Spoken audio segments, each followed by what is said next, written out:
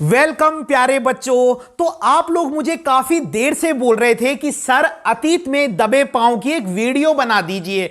ठीक है, तो मैंने जो ये वीडियो बनाई है ना, तो ये वीडियो अपने आप में ही एक पूरी डिटेल वीडियो है। आप इसे समरी भी कह सकते हैं। इस वीडियो में ना आप 200 एमसीक्यू जानेंगे और वो एमसीक्यू आप बहुत जल्दी जल्दी जानेंगे। क्यों? मैं आपको समरी टाइप में ही बताऊंगा। मैंने ये एमसीक्यू ऑप्शन वाले नहीं लिखे, मैंने सीधा आंसर लिखे और बहुत ही डिटेल वीडियो है। हो सकता है वीडियो 25 से 30 मिनट की हो जाए, लेकिन आप अतीत में दबे पांव चैप्टर को अच्छे से समझ जाओगे। और इससे देखना, इससे ही ऑलमोस्ट सारे प्रश्न आएंगे अतीत में दबे पांव के। ये इतनी डिटेल वीडियो है और जब आप इसे देख लेंगे ना, तो आप मुझे कमेंट बॉक्स में बताना, आपको सारी बातें पता चल जाएंगी। ये बहुत ही अच्छी वीडियो है। तो आप मेरी वॉइस पे मैं क्या कह रहा हूं उस पर ज्यादा ध्यान देना। क्यों? क्योंकि जो ये नोट्स हैं ये थोड़े से फोटोकॉपी हैं। क्लियर हो गई बात? तो ये जो है फोटोकॉपी किए हुए थे, तो इनकी जो क्वालिटी है वो थोड़ी सी क्या है, ज्यादा अच्छी नहीं है, लेकिन समझने लायक है। लेकिन कंटेंट बहुत अच्छा है, तो आप कंटेंट पे जाइएगा। ठीक है, बाकी मैं आपको समझा दूंगा। ठीक है, तो सबसे पहला, अतीत में दबे पांव पाठ के लेखक का क्या नाम है? तो इस पाठ के लेखक का नाम है ओम थानवी। याद रखना है, अतीत में दबे पांव पाठ के लेखक का नाम है ओम थानवी। दूसरा, अतीत में दबे पांव पाठ क्या है? ये एक यात्रा वृतांत है, क्योंकि इसमें लेखक ने सिंधु घाटी सभ्यता की जो यात्रा की थी, हड़प्पा मोहनजोदड़ो, वहां का वर्णन किया है। क्लियर हो गई बात? दो क्वेश्चन क्लियर हो गए। अतीत में दबे पांव रिटन बाय ओम थानवी, और ये एक यात्रा वृतांत है। जैसे सिल्वर वेडिंग एक कहानी था, जूझ पाठ एक आत्मकथात्मक उपन्यास था, तो ये क्या है? ये एक यात्रा वृतांत है। डन। अब प्रश्नों पे आइए। देखिए, मोहनजोदड़ो का शाब्दिक अर्थ होता है मुर्दों का टीला। बहुत इंपॉर्टेंट क्वेश्चन है। मोहनजोदड़ो का शाब्दिक अर्थ है मुर्दों का टीला। हम थोड़ा जल्दी जल्दी करेंगे। मोहनजोदड़ो किस काल का शहर है? ताम्रकाल का, क्योंकि उस समय के लोग तांबे का बहुत अधिक प्रयोग करते थे। ठीक है, लोहे का नहीं करते थे। याद रखना, लोहे का नहीं करते थे। और मोहनजोदड़ो किस काल का शहर है? ताम्रकाल। तो इसको ताम्रकालीन भी याद रखना, मोहनजोदड़ो प्लस ताम्रकालीन। डन। तीसरा, दुनिया के दो सबसे पुराने नियोजित शहर कौन है? हड़प्पा और मोहनजोदड़ो, क्योंकि इस चैप्टर में ज्यादा इनका ही वर्णन है और इवन ज्यादा वर्णन मोहनजोदड़ो का है, हड़प्पा का भी नहीं है। हड़प्पा का क्यों नहीं है? क्योंकि हड़प्पा के जो प्रूफ हैं, हड़प्पा के जो साक्ष्य हैं, साक्ष्य का मतलब होता है प्रूफ। क्वेश्चन आ सकता है कि हड़प्पा के ज्यादा साक्ष्य क्यों नहीं मिले? क्योंकि जब हड़प्पा में रेल लाइन बिछरी थी ना, जब रेल लाइन बिछरी थी, तो हड़प्पा के ज्यादातर जो प्रूफ थे, जो साक्ष्य थे, वो मिट गए। क्योंकि रेल लाइन बिछ गई ऊपर, तो वहां खुदाई प्रॉपर नहीं हो पाई। तो इस चैप्टर में ज्यादा मोहनजोदड़ो का ही वर्णन है। तो दुनिया के दो सबसे पुराने नियोजित शहर थे हड़प्पा और मोहनजोदड़ो, और ये सिंधु घाटी सभ्यता के भी दो सबसे प्रमुख नगर थे। अगला प्रश्न है, हड़प्पा के अधिकतर साक्ष्य किसकी भेंट चढ़ गए? वही रेल लाइन बिछने की। सिंधु घाटी की सभ्यता की राजधानी मोहनजोदड़ो। जो सिंधु घाटी की सभ्यता थी ना, उसकी राजधानी का नाम है मोहनजोदड़ो। ये पिछली बार ये क्वेश्चन आया था, इससे रिलेटेड था। तो सिंधु घाटी सभ्यता की राजधानी था मोहनजोदड़ो। सिंधु घाटी सभ्यता कैसी थी? आप देखो, इसके इंपॉर्टेंट पॉइंट स्टार्ट हो गए। ये एक मैदानी संस्कृति थी। सिंधु घाटी सभ्यता जो थी, जिसके दो प्रमुख नगर कौन है? हड़प्पा और मोहनजोदड़ो। ठीक है, तो सिंधु घाटी सभ्यता कैसी थी? एक मैदानी संस्कृति थी। ये 200 हेक्टेयर क्षेत्र में फैली हुई थी और इसकी आबादी 85,000 85,000 थी। याद रखना, सिंधु घाटी सभ्यता एक मैदानी संस्कृति थी, 200 हेक्टेयर क्षेत्र में फैली थी, 85,000 85,000 यहां की पॉपुलेशन थी। मोहनजोदड़ो जो था ना, वो छोटे मोटे टीलों पर बना था। छोटे मोटे टीले समझते ना, छोटे छोटे जो हाइटेड जगह होती हैं, तो मोहनजोदड़ो छोटे मोटे टीलों पर बना था। ये टीले प्राकृतिक नहीं थे, प्राकृतिक नहीं थे, ये बनाए गए थे। क्यों बनाए गए थे? दिमाग लगा लो। ये क्वेश्चन आता है कि ये जो मोहनजोदड़ो था ना, तो ये ऊंचे ऊंचे टीलों पर क्यों था? छोटे मोटे टीलों पर क्यों? सिंधु नदी से बचने के लिए, क्योंकि पास में ही सिंधु नदी बहती थी, तो डर था कि उसका पानी कहीं आना आ जाए, इसलिए मोहनजोदड़ो छोटे मोटे टीलों पर बना था। ये पिछली बार बोर्ड एग्जाम में आया हुआ क्वेश्चन है, आप चाहे तो चेक कर लेना। ठीक है, तो मोहनजोदड़ो छोटे मोटे टीलों पर क्यों बना था? सिंधु नदी से बचने के लिए। अगला प्रश्न है, ये टीले प्राकृतिक नहीं थे, मतलब बनाए गए थे।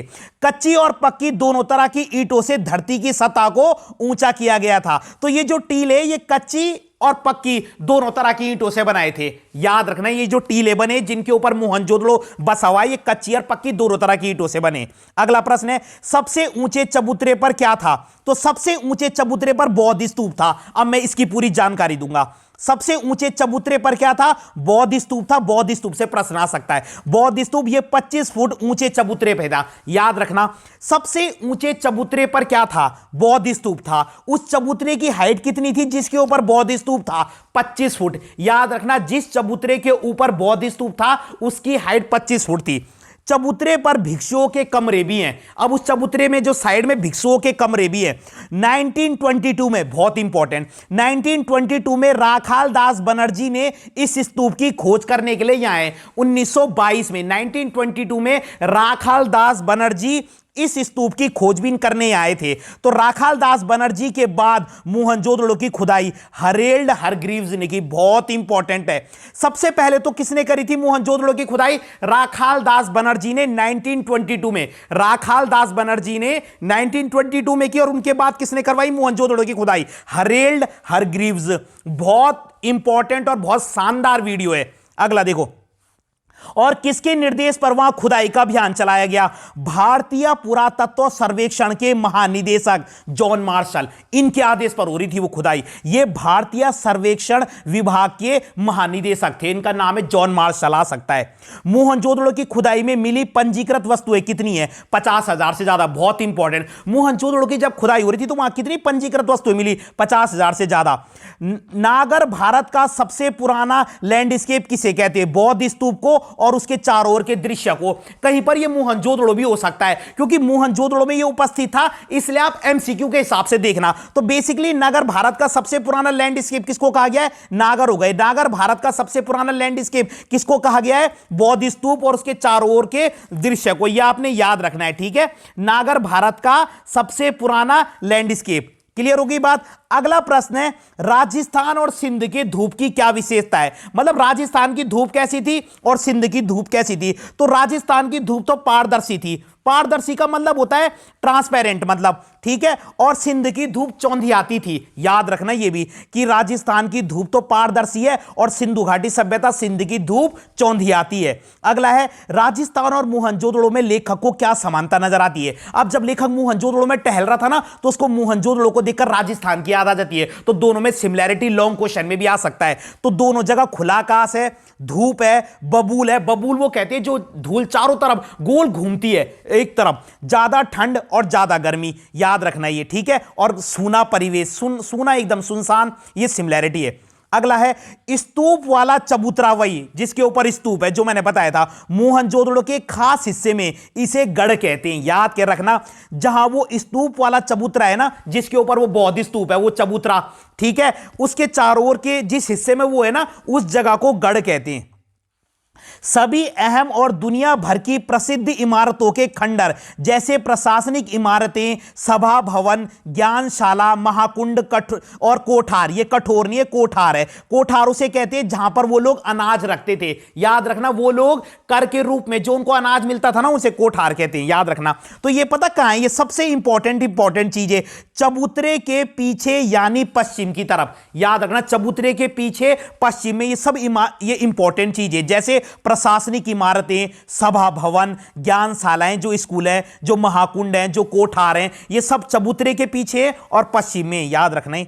मोहनजोदड़ो में किसके अवशेष अपने मूल स्वरूप के बहुत नजदीक है? मतलब मोहनजोदड़ो में जब लेखक गया ना तो उसने पता क्या चीज देखा कि महाकुंड ठीक है, बस वहां बाकी इमारतें काफी उजड़ी हुई हैं। तो जो वहां का महाकुंड था ना, यह अच्छी कंडीशन में था। अब मोहनजोदड़ो की अनूठी मिसाल क्या है? वहां की नगर नियोजन शैली। वहां का जो नगर नियोजन है वो मोहनजोदड़ो की एक अनूठी मिसाल है। बहुत अच्छे तरीके से घर बने हुए हैं। मोहनजोदड़ो की सड़कें कैसी हैं? या तो सीधी हैं या फिर आड़ी हैं। याद रखना, मोहनजोदड़ो की सड़कें या सीधी हैं या आड़ी हैं। अगला है, ब्रासीलिया चंडीगढ़ और इस्लामाबाद किस शैली पर बसे हैं? ये शैली है। ब्रासीलिया, चंडीगढ़ और इस्लामाबाद किस शैली में बने हैं? ग्रिड शैली। याद रखना, ये भी बहुत इंपॉर्टेंट है, ग्रिड शैली में बने हैं ब्रासीलिया, चंडीगढ़ और इस्लामाबाद। स्तूप वाले चबूतरे के पीछे और सामने क्या है? तो स्तूप वाले चबूतरे के पीछे तो गढ़ है, वही जो उस जगह को कहते हैं, और सामने उच्च वर्ग की बस्ती है। याद रखना, स्तूप जो चबूतरा है ना जिसके ऊपर बौद्ध स्तूप है, उस चबूतरे के सामने उच्च वर्ग की बस्ती है, सेठ लोगों की, और पीछे की जगह को गढ़ कहते हैं।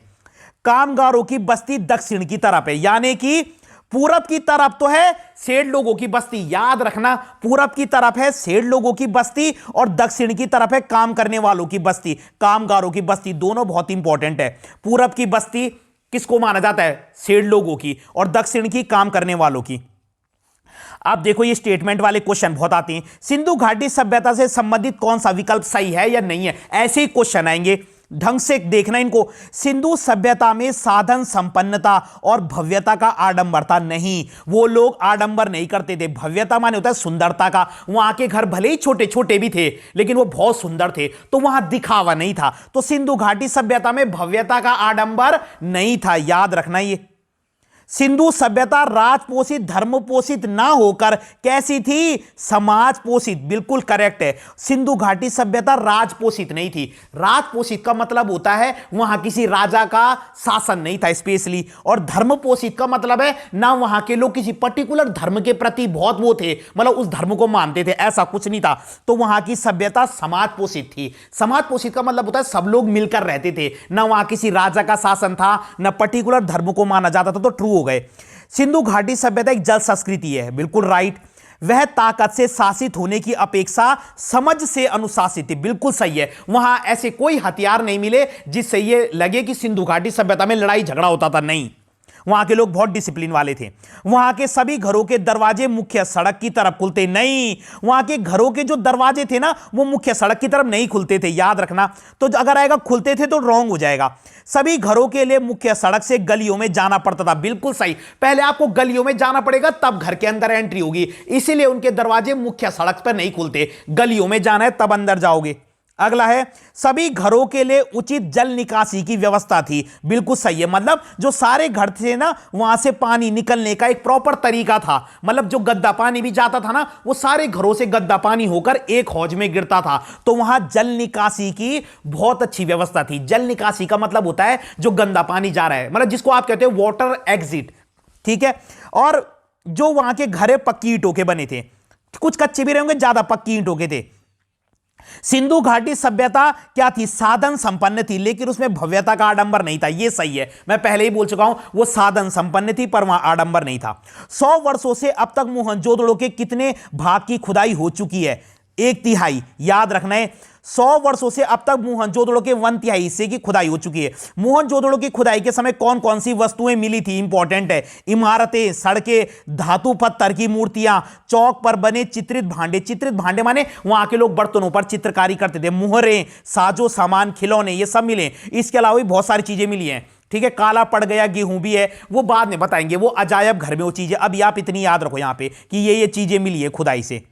फिर महाकुंड के बारे में आ रहे हैं क्वेश्चन, ये बहुत इंपॉर्टेंट है। महाकुंड से रिलेटेड देखो, स्तूप से दाईं तरफ एक गली जाती है, उस गली का नाम देव मार्ग है और इंग्लिश में उसे डिविनिटी स्ट्रीट बोला गया है। याद रखना ये जो महाकुंड है ना वो कहां है? स्तूप से, वही जो बौद्ध स्तूप है उससे दाईं तरफ एक गली के आगे, स्तूप से दाईं तरफ एक गली के आगे, और उस गली का नाम पता क्या है जिसके आगे वो महाकुंड है? उस गली को कहते हैं देव मार्ग, डिविनिटी स्ट्रीट। और उस कुंड में सामूहिक स्नान और अनुष्ठान होता है। याद रखना, अनुष्ठान माने यज्ञ, सामूहिक स्नान हो गया। और वो कुंड 40 फुट, जो महाकुंड है 40 फुट लंबा, 25 फुट चौड़ा और 7 फुट गहरा है। याद रखना है वो जो महाकुंड है वो 40 फुट लंबा है, 25 फुट चौड़ा है और 7 फुट गहरा है। तो जब आप एमसीक्यू देखोगे तो याद आ जाएगा।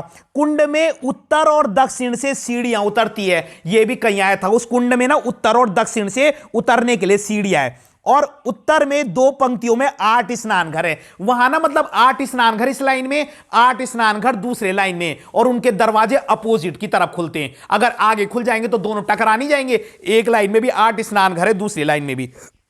इन स्नान घरों में किसी का दरवाजा दूसरे के सामने नहीं खुलता। कुंड में पक्की ईंटों का जमाव है। कुंड में तल में, यह बहुत इंपॉर्टेंट है, उस कुंड में ना नीचे जमीन में दीवारों में चूने और चिरोड़ी के गारे का प्रयोग किया है ताकि बाहर से पानी अंदर ना आए और अंदर, क्योंकि वहां ना साफ पानी रहता है, वो लोग अनुष्ठान करते हैं, सामूहिक स्नान करते हैं, तो वहां गंदा पानी नहीं आ सकता, इसलिए वो नीचे ना चूने और चिरोड़ी के गारे का प्रयोग करते हैं। और दीवारों में सफेद डामर का प्रयोग, याद रखना नीचे जमीन पर तो चूने और चिरोड़ी का, और जो साइड में दीवारें उसमें सफेद डामर का। और कुंड में पानी के लिए दोहरे घेरे वाला कुआं है, कुंड में पानी के लिए दोहरे घेरे वाला, डबल वाला, ताकि बाहर का गंदा पानी अंदर ना आए, अंदर का बाहर ना जाए, क्योंकि वो साफ स्वच्छ रखते। ईंटें पक्की और आकार में समरूप है वहां की ईंटें, और वहां धूसर ईंटें, याद रखना धूसर, क्लियर है। और वहां की ईंटों का अनुपात था 1:2:4, याद रखना है, वहां धूसर ईंटें मिली है 1:2:4। कोठार क्या है? कोठार वही है जहां कर के रूप में जो हासिल अनाज है वो रखा जाता है, इंपॉर्टेंट है। यहां 9 चौकियों की कितनी कतारें? 3, याद रखना। बैलगाड़ी के साक्ष्य कहां मिले? उत्तर की तरफ एक गली में, कि वहां बैलगाड़ी यूज होती थी, उत्तर की तरफ एक गली से मिले। मोहनजोदड़ो के अतिरिक्त कोठार और कहां मिला है? हड़प्पा में भी मिला है।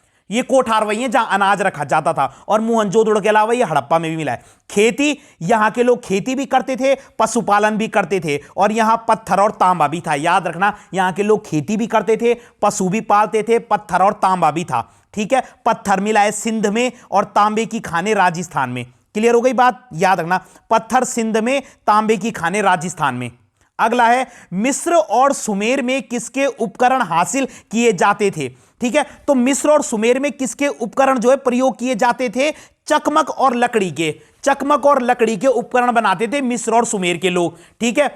याद रखना है, मिस्र और सुमेर में किसके उपकरण जो है प्रयोग किए जाते थे? चकमक और लकड़ी के। ये मिस्र और सुमेर की बात हो रही है। अगला है, किस इतिहासकार के अनुसार यहां के लोग रबी की फसल का प्रयोग करते थे? इरफान हबीब। इरफान हबीब का मानना है कि यहां के लोग रबी की फसल का प्रयोग करते थे। कपास, गेहूं, जौ, सरसों, चने, यहां इसके सबूत मिले, याद रखना, कपास, गेहूं, जौ, सरसों और चना। इसके अलावा ज्वार, बाजरा, रागी, खजूर, खरबूजा, अंगूर, बेर। अगर फल पूछेंगे तो ध्यान रखना, ये है फल, खजूर, खरबूजा, अंगूर, बेर। और फसल कौन कौन सी हैं? किसको छोड़कर यहां सभी के बीज मिले? कपास को छोड़कर, कपास को छोड़कर यहां सभी के बीज मिले, क्लियर हो गई बात। दूसरा, सूती कपड़ा कहां मिला? 3000 ईसा पूर्व जॉर्डन में, यह भी इंपॉर्टेंट है। सूती कपड़े का प्रूफ कहां मिला? 300 ईसा पूर्व जॉर्डन में। मोहनजोदड़ो में सूत की रंगाई, बुनाई और कताई भी होती थी। मोहनजोदड़ो में सूत की रंगाई, बुनाई और कताई भी होती थी। रंगाई का एक छोटा कारखाना किसे मिला? इंपॉर्टेंट है, माधो स्वरूप वत्स को, उसको रंगाई का एक कारखाना मिला। छाल्टी और ऊन कहां से ये लोग वो करते थे? सुमेर से आयात होते थे। छाल्टी होता है, छाल्टी, और ऊन ये लोग कहां से मंगाते थे? इंपोर्ट करते थे, सुमेर से, याद रखना। मेसोपोटामिया के शिलालेखों में मोहनजोदड़ो के लिए किस शब्द का प्रयोग हुआ है? बहुत इंपॉर्टेंट, जो मेसोपोटामिया के शिलालेख है ना, उसमें मोहनजोदड़ो के लिए कौन सा वर्ड यूज हुआ है? मेलुहा, मेलुहा। पूरब की बस्ती किसकी थी? मैंने पहले बताया था, रईसों की। और आज के युगों में पूरब की बस्ती गरीबों की मानी जाती है। तो वो देखना क्या पूछ रहे हैं, आज के युग में जो पूरब की तरफ बस्तियां उन्हें गरीबों की माना जाता है, और उस समय अमीरों की थी। मुख्य सड़क जो थी वो डी के क्षेत्र में थी, याद रखना है, मुख्य सड़क डी के क्षेत्र में है, 33 फुट चौड़ी है, और 2 बैलगाड़ी एक साथ गुजर सकती है। यह सड़क वहां पहुंचती है जहां कभी बाजार था, तो वहां की मुख्य सड़क डी के क्षेत्र में 33 फुट चौड़ी थी, ये इंपॉर्टेंट है। मोहनजोदड़ो में कितने प्रकार के वाहनों के साक्ष्य मिले? 3 प्रकार के वाहनों के प्रूफ मिले वहां। अलग है, सड़क के दोनों ओर घर हैं, सड़क की ओर घरों की पीठ दिखाई देती है, मैं पहले ही बता चुका हूं, क्योंकि अंदर गली में खुलते हैं वो, इसके दरवाजे अंदर गलियों में।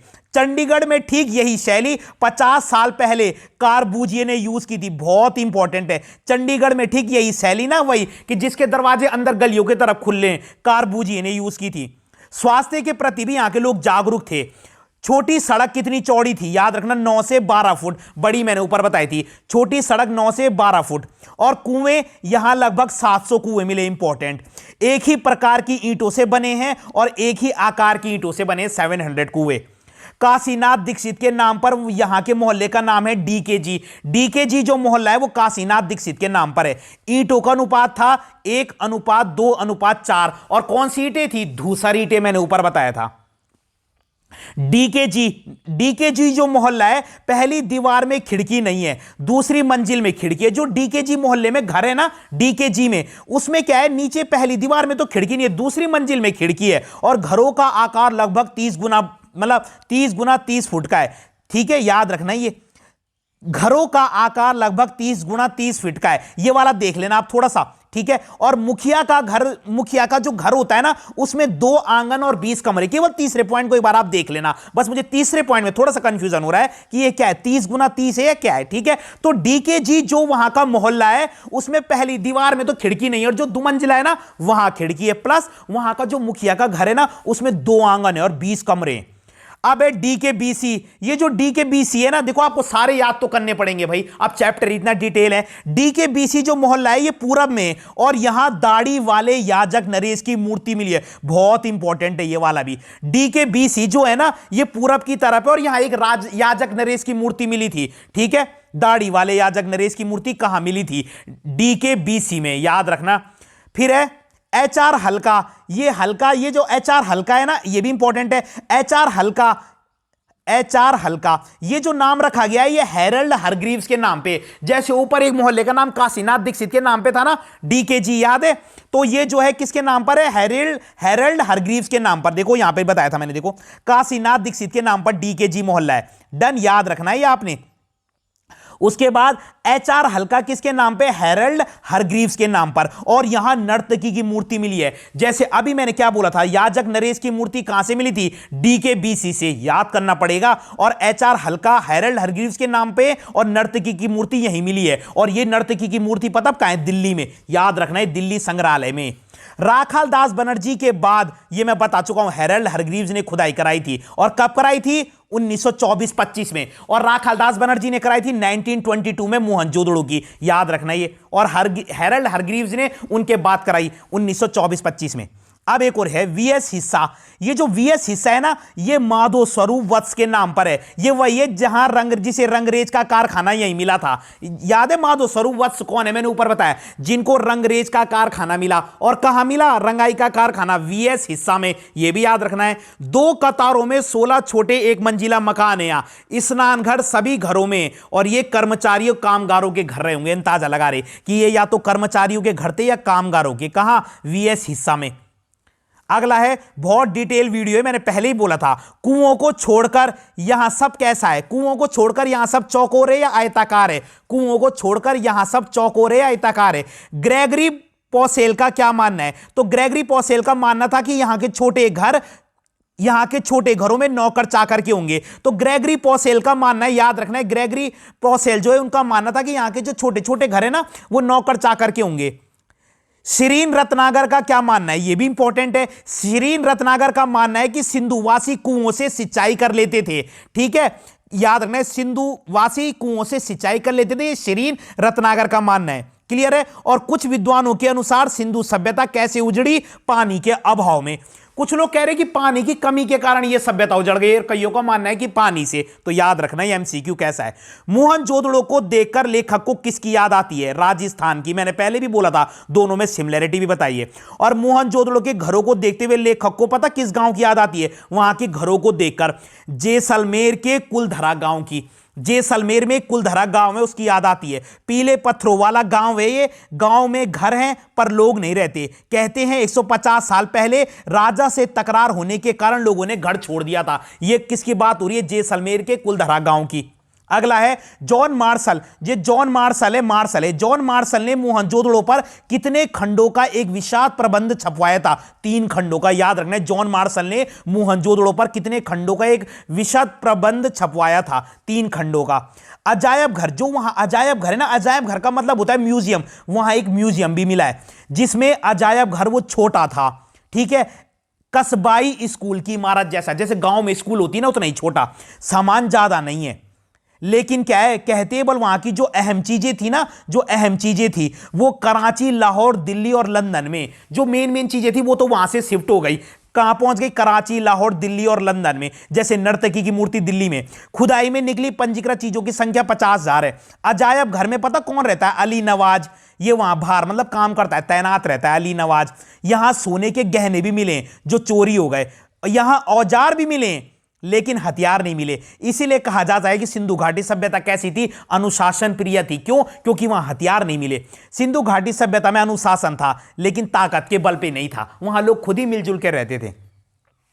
अगला है सामान। क्या क्या सामान मिला है वहां के म्यूजियम में, देखिए अब सब बता रखा है। काला पड़ गया गेहूं, तांबे कांसे के बर्तन, मुहरें, वाद्य, चाक पर बने मृदु भांड, चौपड़ की गोटियां, दिए, माप तोल के पत्थर, तांबे का आईना, मिट्टी की बैलगाड़ी, कंघी, कंगन, पत्थरों का घर, ये सब मिले। याद रखने सिंधु घाटी सभ्यता लो प्रोफाइल भी थी। आता है तो लो प्रोफाइल में आपने वो पॉइंट लिखने जो वहां की कमियां थी, जैसे वहां के लोग लोहे का प्रयोग नहीं करते थे, है ना, समझ रहे हो। कुछ कुछ पॉइंट लो प्रोफाइल का मतलब क्या है, उसमें कुछ माइनस वाले पॉइंट बताने कि वहां के लोग लो प्रोफाइल इसलिए थे कि उनको लोहे का ज्ञान नहीं था, ठीक है। तो वहां के जो है वहां बहुत बड़े बड़े घर भी नहीं मिले। क्लियर हो गई बात, मिले कुछ लेकिन इतने बड़े बड़े घर भी नहीं मिले, कोई बहुत बड़ी बड़ी इमारतें भी नहीं मिली हैं, ठीक है। तो कुछ बेसिक भी है उसमें, इसलिए उसे लो प्रोफाइल सभ्यता भी कहा गया है। मोहनजोदड़ो के नरेश के सिर पर जो मुकुट है वो कैसा है, छोटा। याद रखना है। उन लोगों की नावें बनावट में कैसी थी, जो वो नाव का प्रयोग करते थे, मिस्र के जैसी,